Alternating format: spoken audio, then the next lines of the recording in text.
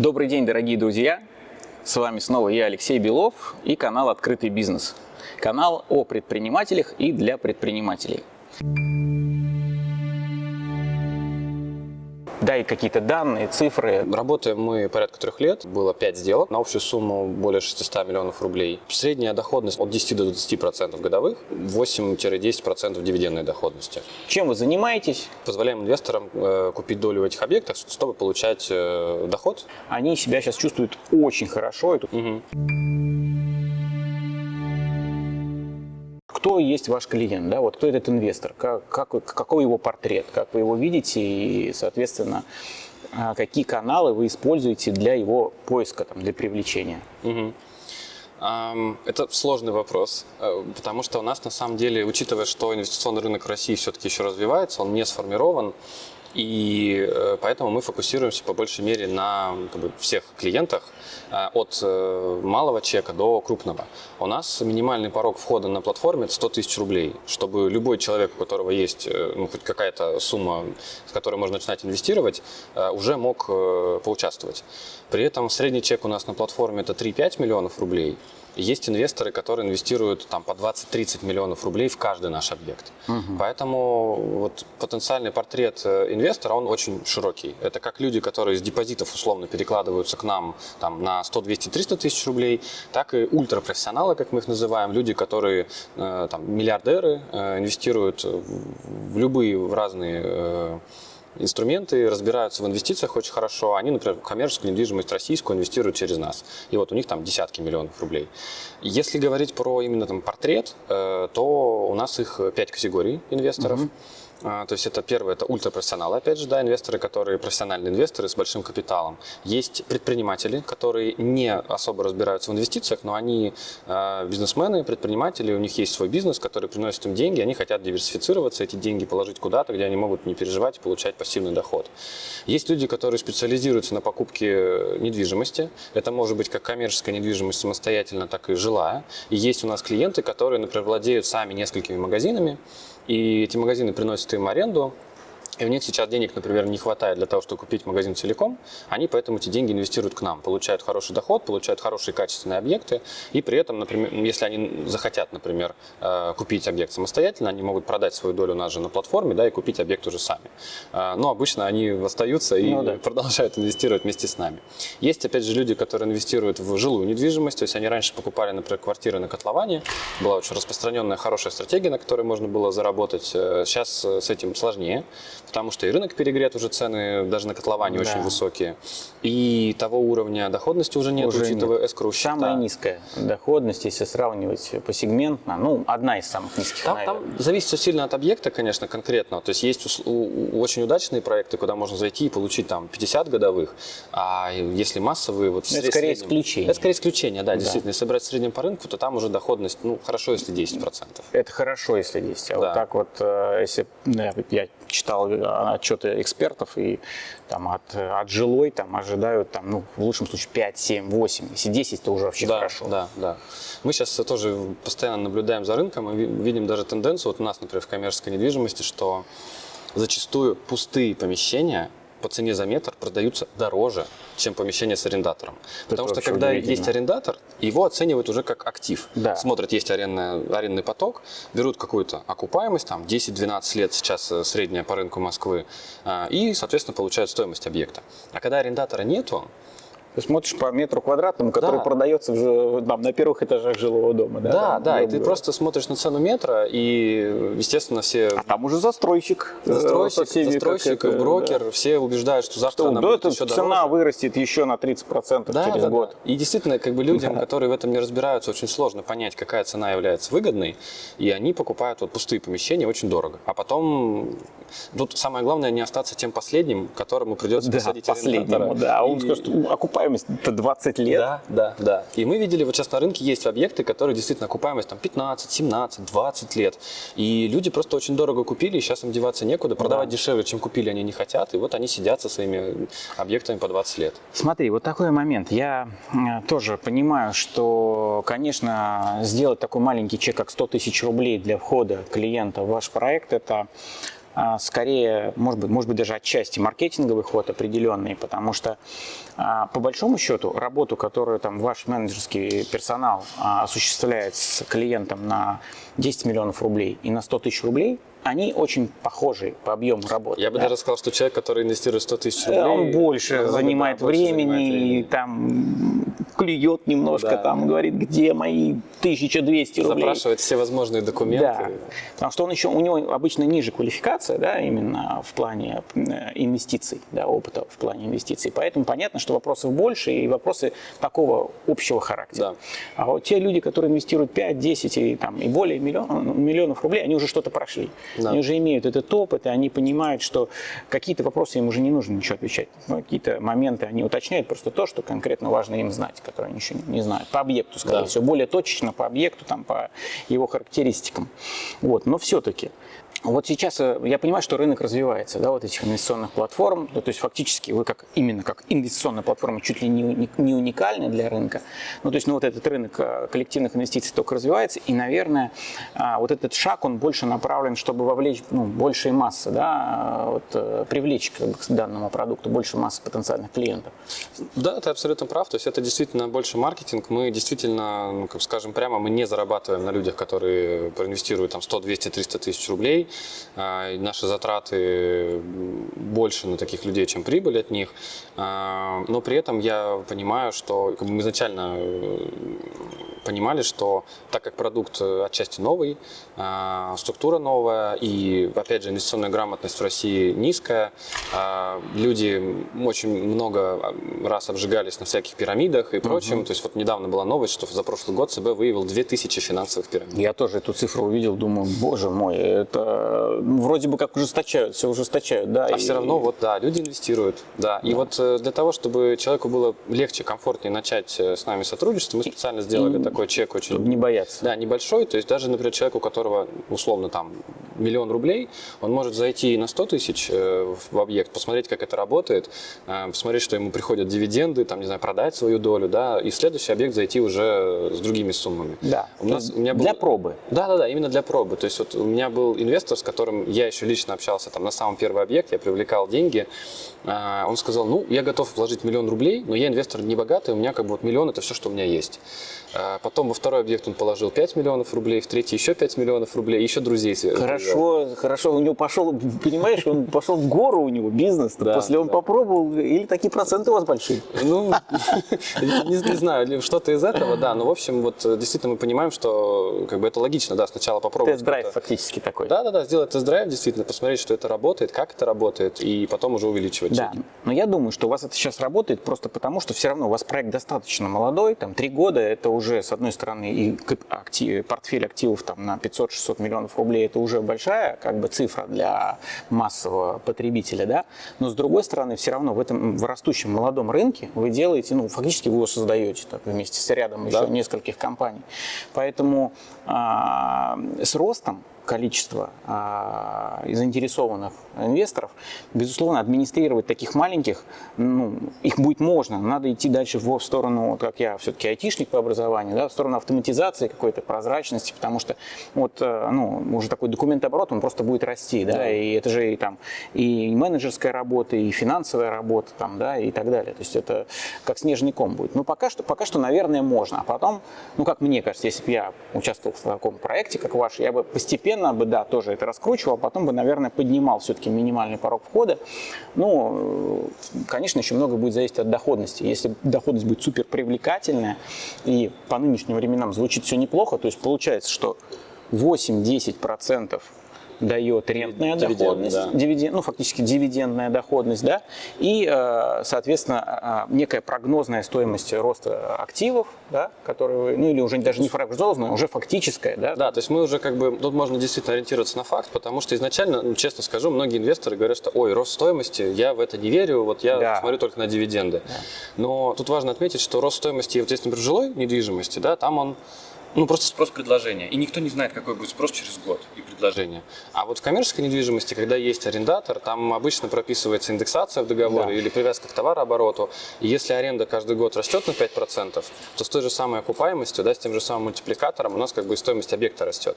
И мы как раз вот уже доказали, что объекты, которые мы инвестировали на протяжении этих 3 лет, они по факту выросли в цене даже чуть больше, чем мы прогнозировали. Рекомендую всем предпринимателям, которые так или иначе владеют коммерческой недвижимостью и имеют долгосрочные договора или планируют заключить долгосрочные договора с арендаторами, обязательно использовать опцию и даже настаивать на ней, если это возможно, на опции процента от товарооборота.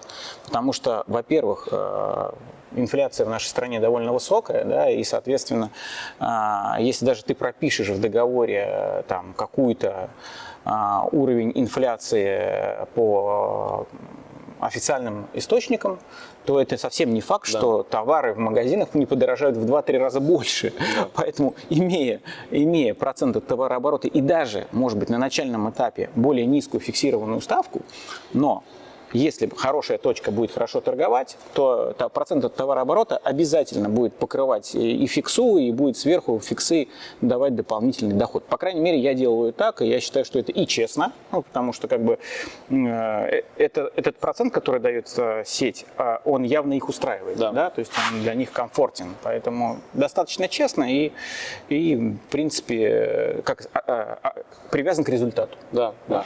И тут еще, вот тут я полностью с тобой согласен, это действительно очень важно. И еще важно, наверное, сказать, что инфляция в России высокая, но никто никогда не знает, какая она будет в следующем году. Да. И вот эта привязка к товарообороту, она позволяет защититься вот от таких вот ситуаций, что если завтра цены вырастут в 2 раза, этого никто не ожидал. Да. Но если завтра такое случится, то привязка к товарообороту вас как раз защитит. Будет больше цены, больше выручка, больше аренда. И мы, например, когда смотрим объекты, наверное, там один из первых вопросов, которые мы задаем там брокеру, например, кто нам присылает объекты, это есть ли привязка к товарообороту, либо как минимум безусловная индексация. Если нам говорят, что объект просто на фиксированной арендной плате, дальше мы даже не смотрим. Это уже, да. Даже если это там очень классный объект. А смысл? Ты не получишь для своих акционеров, ну, ты не сможешь им прогарантировать рост стоимости активов, а это плохо. Да? Получать фиксированную аренду 10-15 лет, это... И иметь риски, что в любом договоре есть возможность его расторгнуть договор, да, и не имея при этом гарантированного еще роста дохода, очень высокие риски, согласен. Вернемся к инвесторам. Скажи, как ты привлекаешь инвесторов? Какие инструменты ты используешь для того, чтобы... Где ты ищешь вообще этих людей с этими деньжищами? Угу. Ну, тут какого-то rocket science у нас нету. У нас есть несколько каналов. Стандартная онлайн-реклама, то есть это и контекстная реклама, и таргетинговая реклама там, в соцсетях, в контекстная реклама там, в Яндексе, в Гугле. То есть мы ищем людей, которые сами уже хотят проинвестировать, например, в коммерческую недвижимость. Там, ищут какую-то информацию, да, по коммерческой недвижимости, хотят купить какой-то объект, может быть, сами. Мы им предлагаем присоединиться к нам вместо того, чтобы покупать объект самостоятельно. Это определенная там, пиар-активность, то есть пишем экспертные статьи в СМИ. Я публикую, например, в различных профессиональных журналах по коммерческой недвижимости, например, там обзор рынка, какие-то рекомендации, инвестиционные рекомендации, и это тоже приводит клиентов. Ну и как-то не банально, это нетворк или по старинке сарафанное радио, да. То есть инвестиционный мир в России, инвестиционный мир в принципе очень узкий, в России он как бы еще более узкий, и учитывая, что я работал так и в крупных известных инвестиционных компаниях, все друг друга знают, и у нас достаточно много инвесторов, которые пришли банально там потому что они знают меня, и это люди, которые сами, например, сотрудники инвестиционных фондов, они профессионально разбираются в инвестициях, они как бы понимают, некоторые из них там разбираются в, не знаю, фондовом рынке там в 5 раз лучше, чем я. И они инвестируют именно в коммерческую недвижимость с нами, потому что как бы понимают, как это работает и почему именно это выгодно. Вот. Ну и какой-то там, понятно, что пересечение, комбинация всех этих каналов. Да, инструментов. Да. Слушай, а вот агентские продажи, то есть вот сейчас вот многие, ну, понятно, что вот там молодой старт, ну, фактически небольшой бизнес, 3 года, сами развиваетесь, да, эксперты из отрасли, да, есть определенное сообщество, с которым общаешься, нетворк и так далее. Но есть банки рядом, да, там, например, тот же Альфа-банк там, или там другие банки, которые, ну, имеют в своей структуре их фонды определенные, в том числе связанные с рентной недвижимостью, например, да, ну, насколько я знаю, многие компании, которые так или иначе стремятся привлечь деньги от частных инвесторов, они пытаются говорить с банками, да, а давайте-ка, ребята, мы вот с вами какой-нибудь совместный продукт замутим и сделаем продукт для вашей аудитории, да, и будем как-то делить эту прибыль, которую будем совместно зарабатывать. Ты не думал про такие истории? Мы как раз вот в этом году, у нас план как плотно заняться, так скажем, агентскими продажами. Мы сделали на сайте партнерскую программу, где любой агент, как финансовый консультант, так и там, брокер по недвижимости, может пригласить клиента, за это получить комиссию, да, клиенту предоставить хороший качественный продукт. И вот как раз с банками также в этом году планируем работать. До этого мы не начинали работать с такими массовыми вот агентами, потому что еще были в процессе доработки IT-продукта, потому что, как мы с тобой тоже уже затронули, да, люди, которые на 100 тысяч рублей инвестируют, если бы мы делали это все в обычном бумажном виде, это было бы очень тяжело. Это за счет того, что мы работаем именно как инвестиционная платформа, то, что у нас такое диджитализированное, все онлайн, все документы онлайн, подпись документов онлайн, все автоматизировано, мы можем как раз обслуживать людей с небольшими чеками. И вот сейчас мы там весной доделали весь функционал платформы для того, чтобы вот весь цикл сделки был полностью автоматизирован, от там, заявки до продажи потом своей доли уже на вторичном рынке. Сейчас как бы мы готовы к, так скажем, к масштабированию и будем как раз вот общаться и с банками, и с агентами для выстраивания там, партнерской сети. Я вот сейчас хочу для зрителей сказать, у меня несколько бизнесов разных, и так или иначе мы агентские схемы сотрудничества пробуем. Пробуем и в одном бизнесе, и в другом, и в третьем. Но могу дать совет тем, кто думает об этом канале продвижения. Как мне кажется, что в нынешних реалиях он дополнительный получает как бы такой определенный вес и интерес к этому каналу есть, к агентскому, потому что когда мы покупаем рекламу, там и электронную рекламу, офлайн рекламу и так далее, но мы гарантированно платим деньги уже за то, что просто ее покупаем. В случае с агентскими продажами, с привлечением каких-то по агентским схемам мы платим в основном за результат, то есть уже за факт случившегося получения клиента. Поэтому рекомендую эту тему обязательно пробовать развивать, тем более, если она у вас отсутствует сейчас, как в принципе. Но важно учесть вот две ошибки, которые я лично совершал. Первая ошибка – это попытка совместить вот эту одну задачу глобальную, положить ее на плечи какого-то сотрудника, который параллельно, например, делает продажи. Да? То есть ты говоришь, а теперь ты еще на 50% времени будешь мне агентские схемы реализовывать. Вроде же тоже продажи, да? Те же самые. Но дело в том, что приоритеты, начинается вопрос приоритетов. Тут вроде теплые лиды идут, тут заявки, а тут какая-то тема, которую надо параллельно ее же надо развивать. Это долгосрочно, да. Это надо заключать договора, это надо искать этих потенциальных агентов, надо презентационные материалы соответствующего качества агентские делать. Да? То есть это очень глобальная работа. Вот сколько я попыток не делал совмещать это, не летит. Только выделение отдельного сотрудника на данную работу, даже понимая, что это отдельный бюджет новый, да, тебе придется зарплату платить и так далее. Но если вы хотите реально, чтобы агентская схема у вас работала, обязательно выделяйте на это отдельного человека и делайте все его KPI, привязанные вот к этой задаче. Это первое. А второе, то, что Никита уже сказал, максимально стараться автоматизировать, потому что, понятно, когда у тебя один агент, два агента, это как бы, может, и ручками все там, в Excel-таблицах рисовать там эти проценты и так далее, а когда у тебя агенты разные каналы, разные комиссии для разного канала, все. То есть без автоматизации, без какой-то хотя бы простейшей CRM-системы уже будет сложности, да, определенные возникать, будут теряться там данные какие-то и так далее. Поэтому выделенный сотрудник и автоматизация, они повысят шансы на агентские продажи кратно. Да, согласен. Вот мы, кстати, как раз тоже сделали автоматизацию агентских продаж через то, что есть на сайте у нас есть отдельная страничка, партнерская программа, туда любой желающий может зайти, зарегистрироваться, получить свою уникальную ссылку. Эту ссылку он отправляет клиенту. Если клиент регистрируется, то агент это видит, что кто зарегистрировался по его ссылке. Если клиент инвестирует, то опять же агент видит, кто проинвестировал, какую сумму и какая комиссия ему причитается за это. Давай еще поговорим теперь о финансовой стороне. Вот 3 года вы уже работаете. Просто стартапы развиваются по-разному. Да? Я вот проходил даже обучение в Силиконовой долине, смотрел, как стартапы от уровня идеи, там, и когда они в одном доме 10 команд работают, придумывают что-то и так далее, выходят там на определенные уже, доказывают свои гипотезы и начинают зарабатывать деньги. В Америке оно отличается от России тем, что уровень вот этого допуска ошибок, он у них гораздо более высокий. Да? То есть там ошибки – это вообще хорошо. То есть ты наступаешь там, но… Если, например, основатель не завалил 5 стартапов до этого, то не дадут денег. Да, абсолютно точно. Поэтому вот этот уровень карт-бланша и денег, которые дают стартапу на проект инвесторы, это нормально. То есть там, ты в 10 проектов дал, хорошо, если один выстрелил, он все это еще и окупит там, и так далее.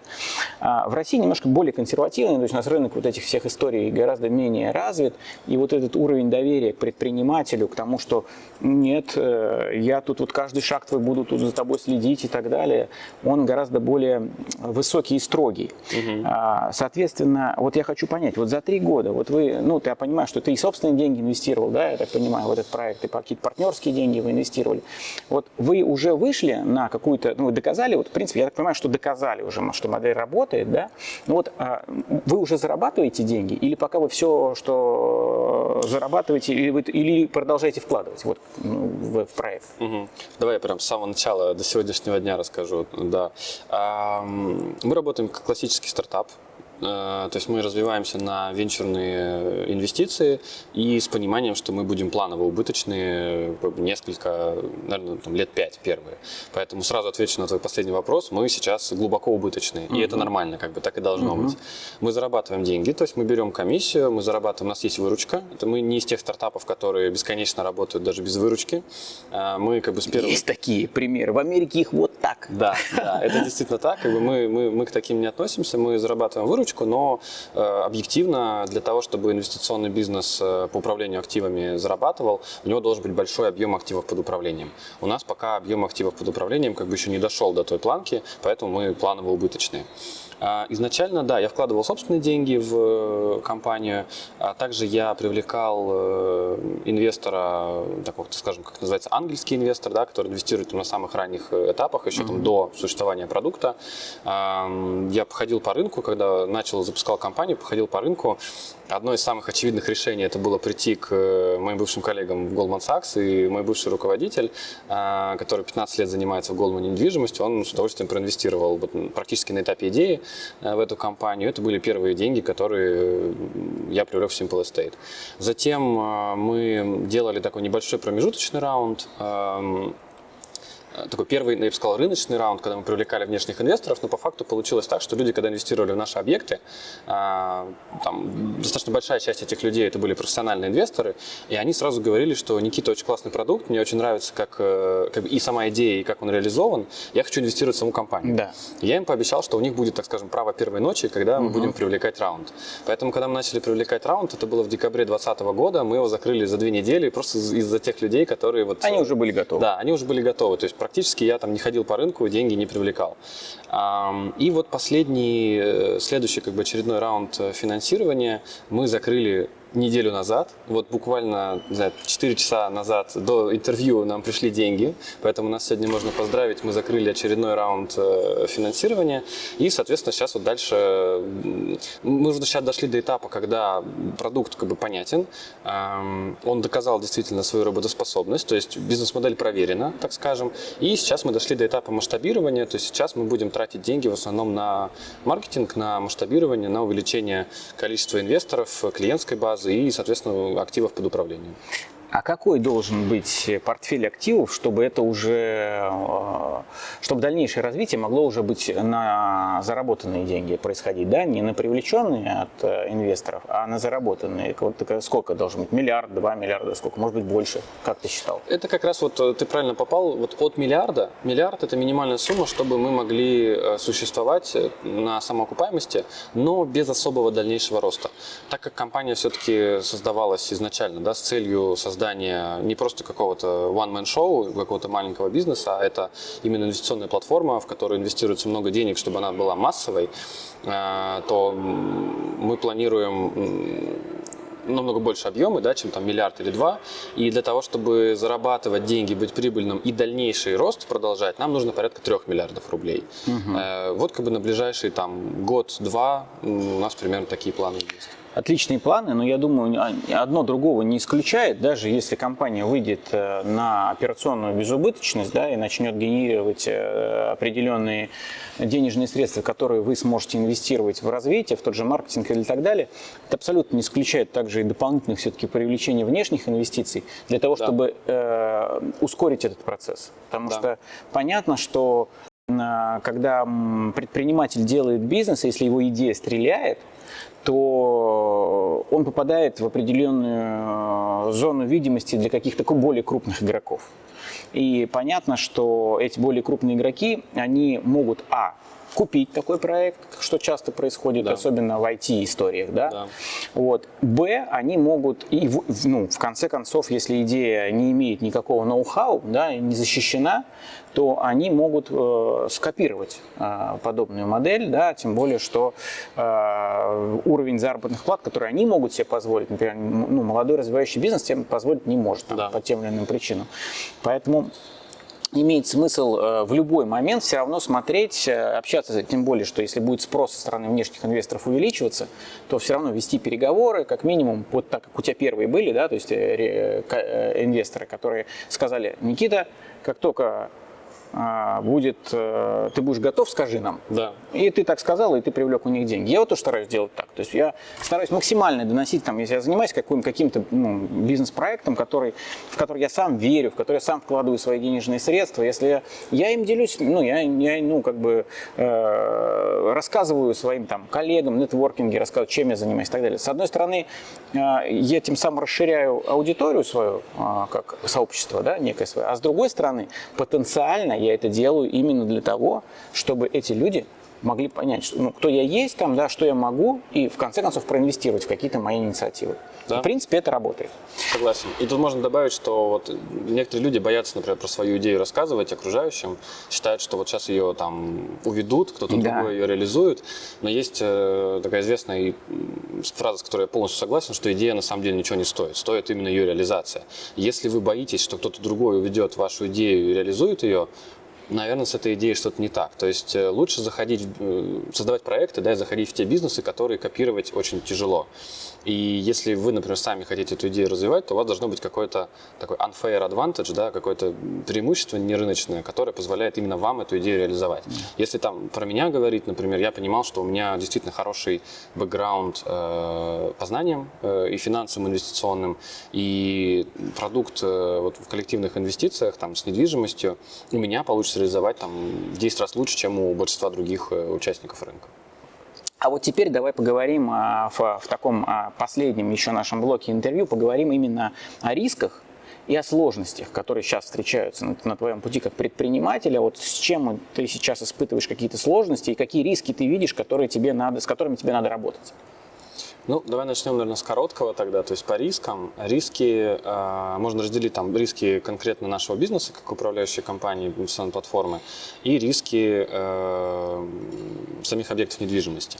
То есть по недвижимости мы, в принципе, по сегментам проговорили, мы стараемся смотреть именно объекты, которые такие антикризисные, которые переживут любой кризис. И главное, их тоже важно очень купить по правильной цене, чтобы, если рынок пойдет вниз, то вы были застрахованы путем низкой цены покупки. То есть если вы купили 1 миллион за квадратный метр, падать далеко можно. Да. А если 200 тысяч за квадратный метр, то особо-то падать уже плюс-минус, да, может сильно не потерять. Да, если говорить про инвестиционную платформу, то, наверное, основной риск это, как в России, это макроэкономический риск, да, такой и политический, и экономический. То есть действительно непонятно, что будет дальше с инвестиционной средой в России, инвестиционным рынком.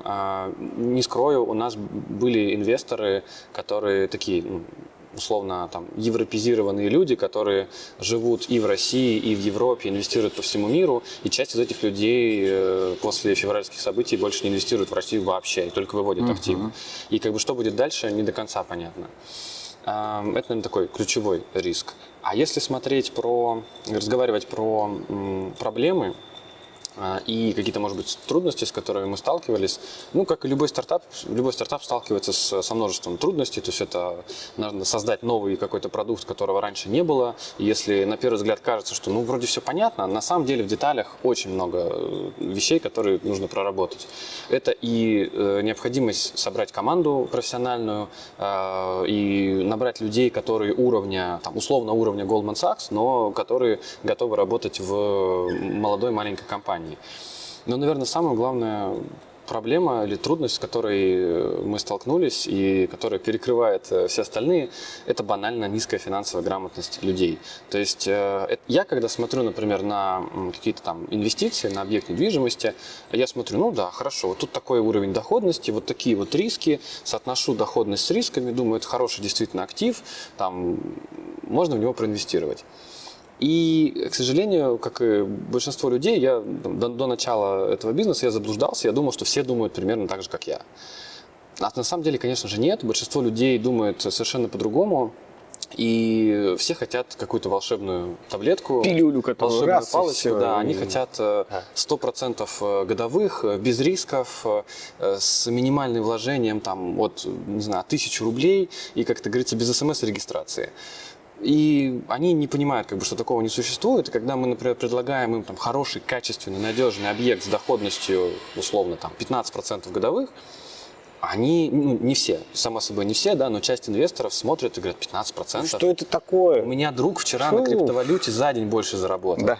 Или я где-то слышал, что у меня сосед моего друга вложился, не знаю, в ICO или в какую-то пирамиду, но он не понимает, что это пирамида, он считает, что это трейдеры-профессионалы торгуют на его деньги и зарабатывают ему по 5% в день. И говорит, я лучше туда пойду вложу, там выгодно. И, конечно... Ровно 2 дня там может быть выгодно. Да. Да. И, конечно, такие люди, зачастую это просто люди с маленьким опытом, которые еще не обожглись о 3 пирамиды и опять мошенников. Да. И они действительно хотят какую-то супервысокую доходность с минимальными рисками. И им предлагая такой качественный, хороший продукт, это действительно тяжело. И зачастую, на самом деле, как это не банально, это люди с большими деньгами. Есть люди, которые десятки миллионов рублей инвестируют в пирамиды, в мошенников, и когда ты им предлагаешь действительно хороший, качественный продукт, они, они, в общем, совершенно не понимают, что это... Они сравнивают его с теми продуктами, которые имеют совершенно другой уровень риска, в котором можно потерять все свои деньги, и очень тяжело донести до них, этот профессиональный подход к инвестициям, что надо смотреть не только на доходность, надо смотреть еще и на риски, на соотношения. И они даже не понимают, какие риски в принципе возможны. То есть я встречал даже компанию, которая говорила, что они занимались, естественно, криптовалютой, и говорили, что на вопрос, как мы оформляем инвестиции, они говорят, никак. Вы мне на карту скидываете деньги, и все, я инвестирую. А на вопрос, как это все защищено, как защищены мои деньги, он с гордостью отвечал, что я отвечаю своей репутацией. Да, я дорожу своей репутацией, и договоров у нас нету, но на карту скиньте, я репутацией своей отвечаю. Я хочу еще сказать в развитии темы про образование, повышение квалификации. Я тоже считаю, что это в принципе для любого человека, тем более для предпринимателя или специалиста, повышение своей квалификации в любой момент, особенно в период нестабильности и турбулентности, это одна из самых полезных, с моей точки зрения, инициатив. Кстати, я тут добавлю, может быть, позитива немножко, что есть очень хороший тренд. То есть в нашей конкретной сфере, мы сами видим, что финансовая грамотность, она хоть и низкая, но она постепенно растет. Да. И есть много сейчас и различных курсов качественных, в том числе твой предыдущий гость, наш коллега Артем Цагоев делает прекрасный курс по инвестициям конкретно в недвижимость. По многим другим направлениям есть различные курсы, и люди изучают. Действительно, мы видим, что финансовая грамотность растет. Она до сих пор очень низкая, но она стремительно растет. Поэтому, по большому счету, нужно время. которая исправит эту проблему. И действительно, вот я с тобой полностью согласен, что в периоды нестабильности, каких-то экономических потрясений всегда есть проблемы, но есть и окно возможностей, которое нужно стараться видеть. Друзья мои, ищите возможности, оценивайте аккуратно риски, внимательно, повышайте квалификацию, и тогда никакой период турбулентности, никакие обстоятельства внешние, они не смогут вас остановить в своем желании достичь каких-то целей. Вот. На этом я хочу поблагодарить Никиту за это интервью, которое очень интересный материал, очень интересная для меня лично, я думаю, для многих тоже будет информация. Вот. Я желаю вашему проекту развития, чтобы рост был обязателен, и интерес к вашему проекту рос не только со стороны инвесторов, да, но и со стороны вообще сообщества, потому что вы делаете большое дело, вы развиваете, повышаете уровень образования, в том числе населения. Стараемся. Вот. А к зрителям обращаюсь, не забывайте, подпишитесь на наш канал, это будет очень полезно для нас и для вас тоже. Следующие ролики, которые мы будем снимать, первый ролик будет про развитие рынка электромобилей в России. И второй ролик мы будем про командообразование, про то, как предпринимателю проводить внутреннее развитие персонала, внутренний, как вот это вот делать, создавать этот внутренний толчок и мотивацию сотрудников к тому, чтобы и компания развивалась, и сам сотрудник развивался как личность. Поэтому спасибо большое, смотрите наши ролики. Никита, еще раз спасибо. Тебе спасибо. Да, пообщаться. Взаимно.